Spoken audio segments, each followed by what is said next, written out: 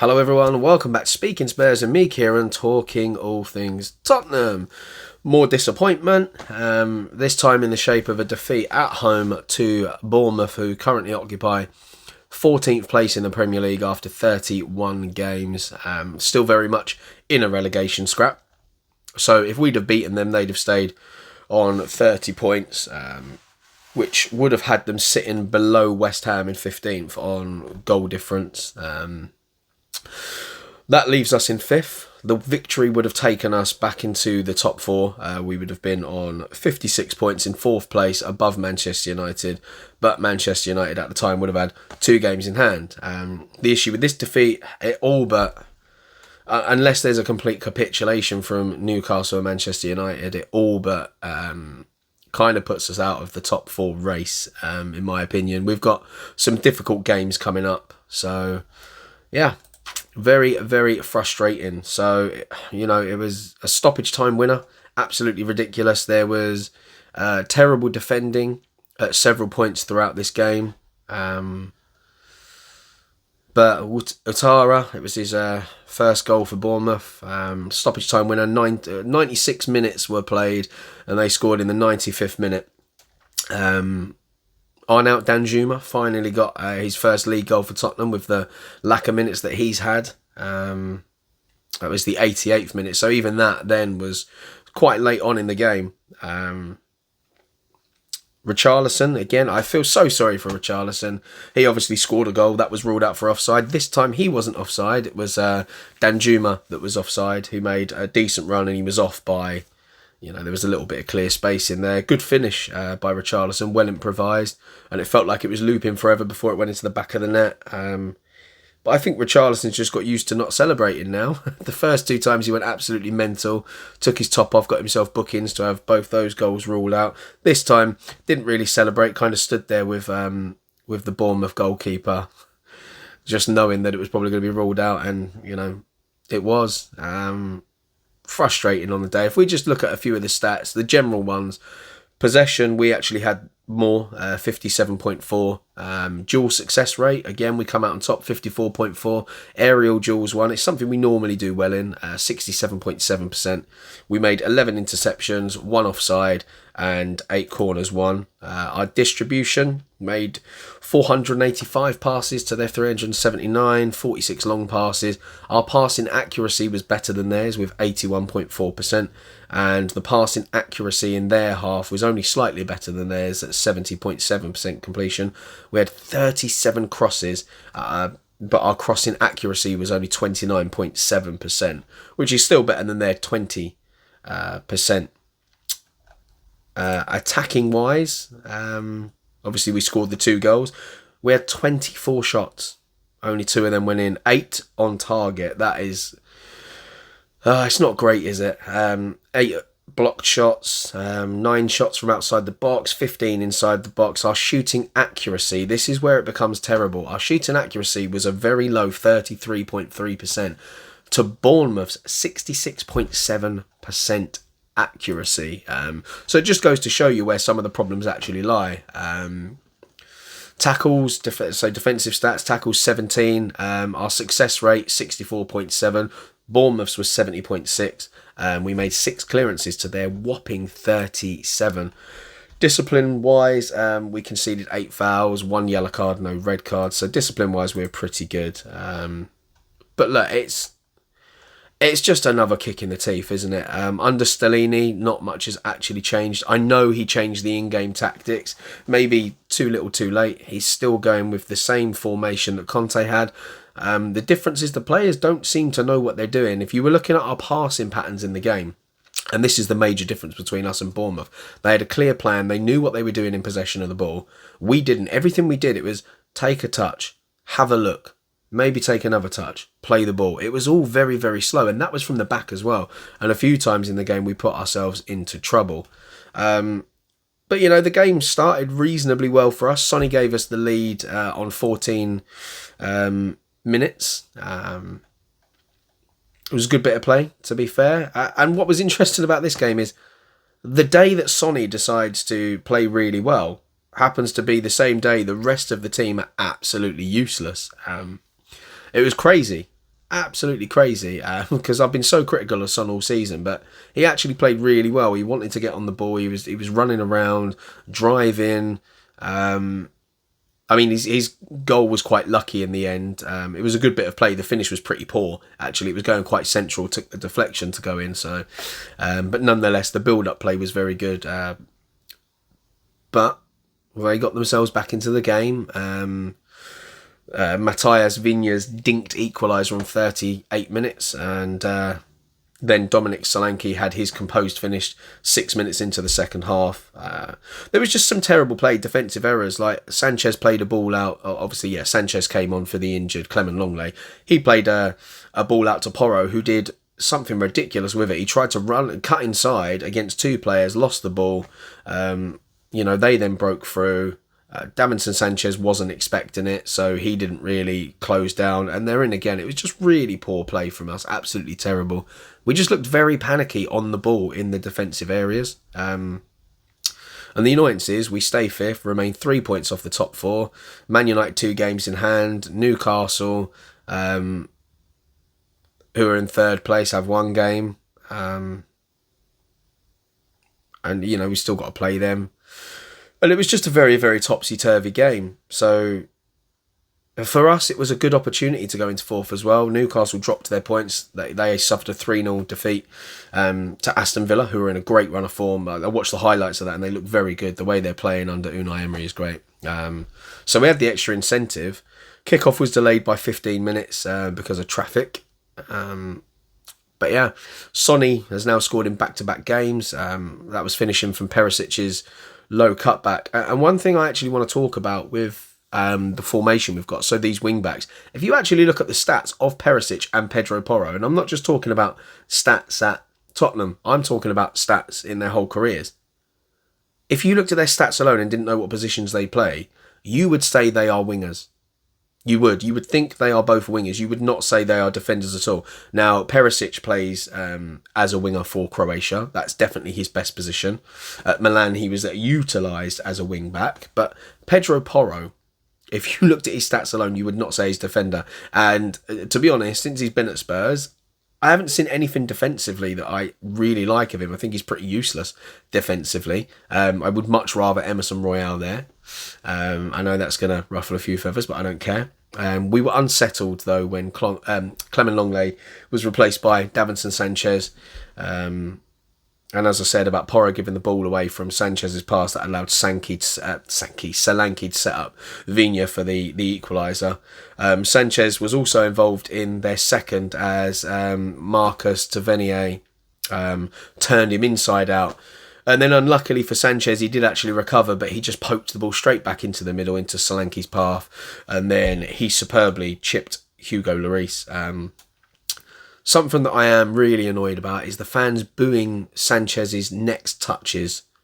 I think when it comes to half-time and full-time, I think the fans are completely entitled to boo a performance of the team as a collective. But to boo a player who's currently on the pitch when he touches the ball, your own fans, I think is absolutely disgusting. Sanchez would not have been going out there to play poorly. It just happens to be the fact that he hasn't had a lot of football this season.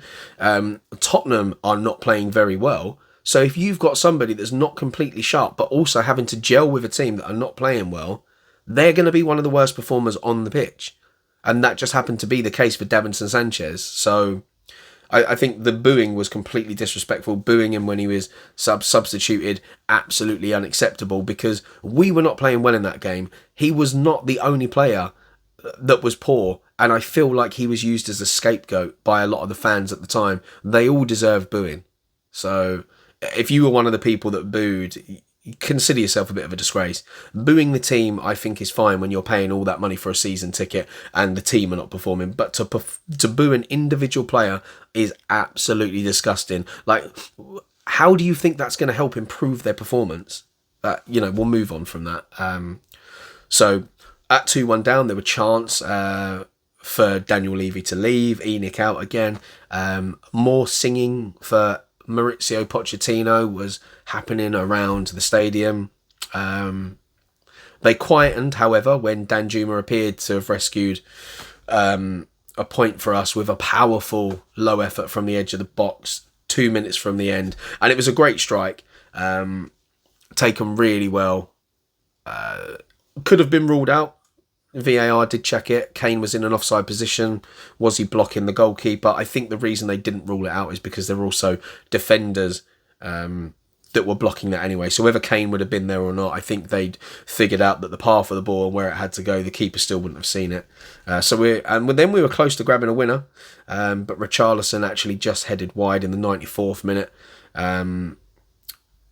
And then we were punished because we were then hit on the break. Solanke teed up Utara, who cut inside and curled home into the far bottom corner to spark wild celebrations in the away end. Just a torrid day for us. So let's just talk quickly about the players individually. Hugo Lloris made a flying save to tip over Tavernier's curling effort in the first half. Rushed out for Vigna's goal, but the ball was clipped over him. I don't think he made himself big enough and he went down too early.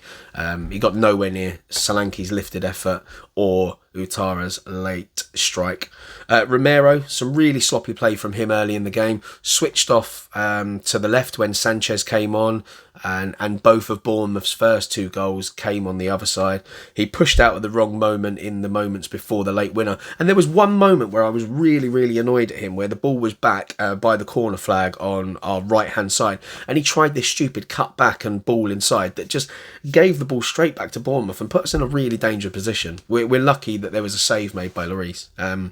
Eric Dyer executed a perfect sliding tackle in the first half on Christie in the Spurs box as Bournemouth were in full flight and about to shoot.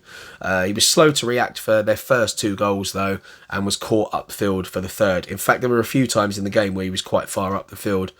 Longley sent a lovely ball down the left to put Perisic away in the build-up to Son's goal.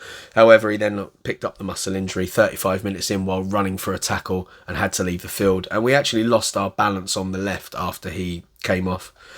Pedro Porro knocked off the ball too easily on a couple of occasions, including the moment that gifted the ball for Vigna to score. Offered little going forward, despite hitting a string of crosses. His crossing accuracy was terrible in this game. On the other side, Perisic, heavily involved early on, including another assist for Son after a run down the left, had less and less of an influence as the game went on, apart from a late corner that Richarlison should have headed from goalward. Into midfield, Højbjerg, he ended the game playing on his own in midfield, tried to get back to stop Utara late on, but couldn't.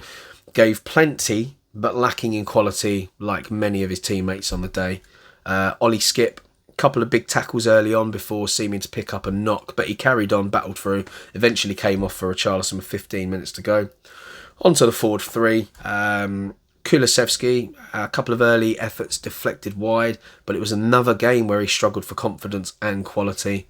Harry Kane through the middle, should have buried the first half chance when put through by Son. Eventually ended up in an attacking midfield position of sorts when we reverted to a 4-2-4 formation late on, but he struggled to make an impact. Sonny, full of confidence again at the start, scored 14 minutes in, stroking home the pass, as I said, that was deflected. Sent Kane through with a nutmeg pass that should have resulted in a goal. Kept pushing on in the second half, but others around him were not on the same wavelength at all, and he was actually our best player on the day. Talking about the subs, Sanchez came on, as I said, in the 35th minute. A day to forget for him. Shaky touch before passing to Porro in the build-up to the equaliser. Turned too easily for the second. And as I said, the crowd booed him. Subbed on, subbed off.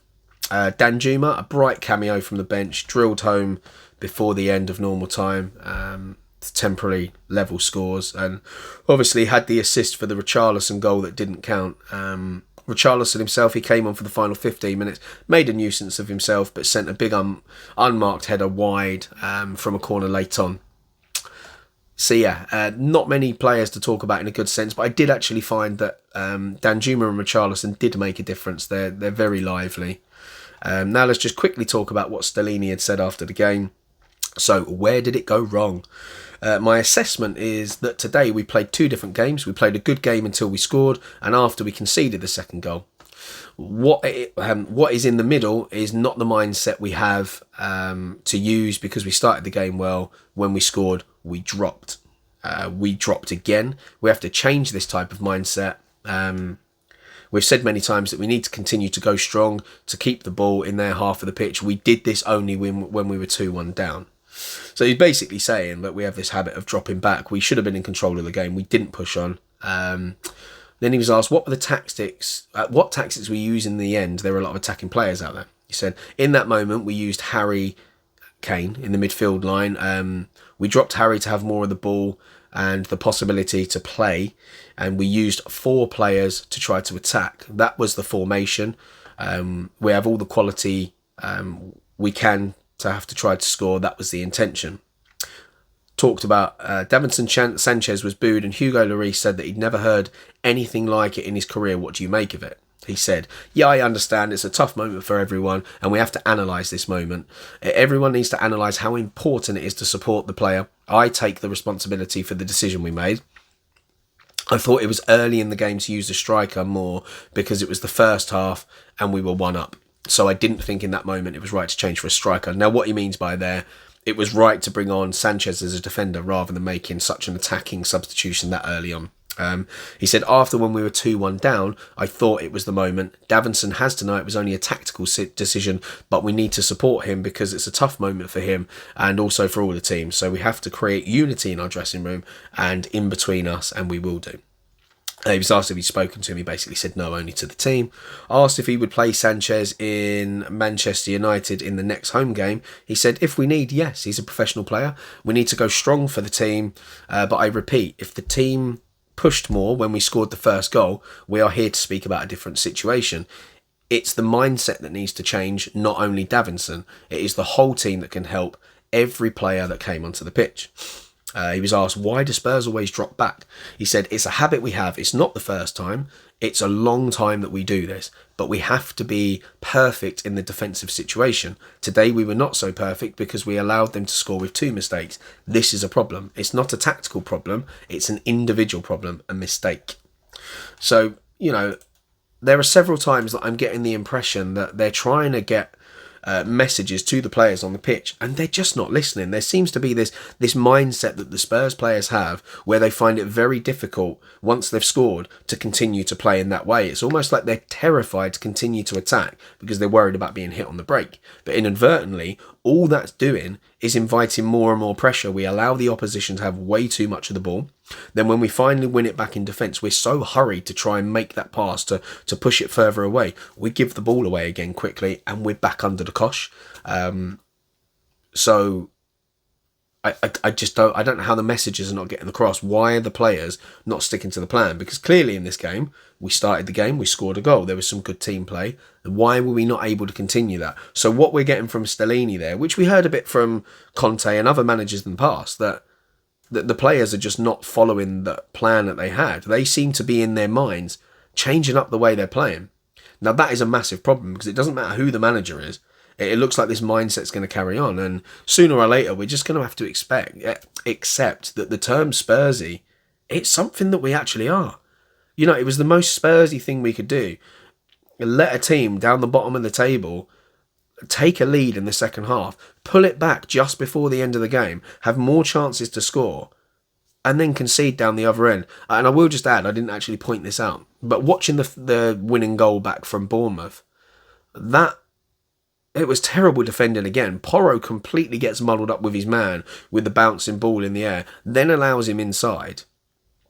And then after that, it's Romero's then out of position trying to have to deal with it to make himself come across for the shot to get a block on it. Not too far off doing so, but still, Pedro Porro, once again, in that situation, he was on the other side of the pitch this time.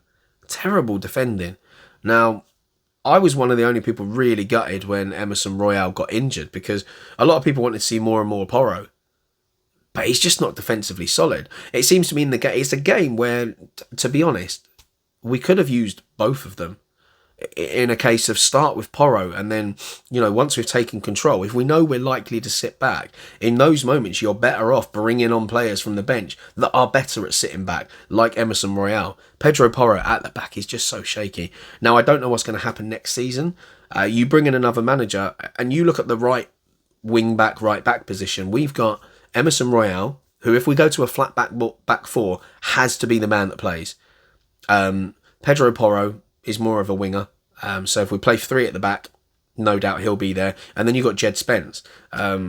So we might see a situation where, because of the players we've got, we have to bring in a manager that plays with wing-backs, because we've got two wing-backs there. Then if you look on the other side, Perisic is not a left-back. Udogie is not a left-back. And Reguilon as well. He's kind of a left-back, but he likes to get forward. So that leaves the option of having to push Ben Davies out there again. And the problem is with that, Ben Davies is so much better as a left-sided centre-back than he is a left-back. Despite the fact that also this season, when he's played left wing-back, he's been very good. So our next manager might actually be determined by the system that they're going to play, because of the players we've got. Otherwise, we've signed all this talent for a lot of money for no reason. Or you might see what we had with Gareth Bale, where he went from being a left-back, left wing-back, moved into a more attacking role. But then you've got the other problem where, you know, Sonny is our main man out on the left. We've got Richarlison as well, Adeki. We know Moore is going to leave in the summer, and the probability is Danjuma's not going to be signed. So we are a little lighter up top than we think. Perisic is somebody I should imagine will leave as well. Apparently the second Conte went, that was it. He's pretty much down tools, doesn't want to be here for next season. I mean, fair enough, he's probably not going to play too much next season with Udogie there, and Sessegnon, I should imagine, will be fully fit, and if we don't sell him, he will be the rotation player, or Reguilon. So that doesn't really leave anywhere for Perisic apart from an attacking position, but then he's battling with Sonny and Richarlison, and I do think with game time, Richarlison will come good. You can see it in his performances. The only thing he's lacking is a goal. He's a nuisance, he works hard, he's very passionate, he links up play really well, got in some good positions in the short time that he was on. So yeah, I do think the manager situation is just a crazy one, and we're still going to talk about some managers coming up. It's just, yes, because I've been in Dublin, it's been very hard. So I will talk a bit about the Brighton game if people want me to. Leave a comment below, I can talk a bit. But essentially, it was a game that we should have lost, that we didn't. It was very important for the top four race until we lost this game. Oh, hello. Computer's gone off. Yeah, until this game. If we'd have won this game, it makes the Brighton game worth it, but we didn't.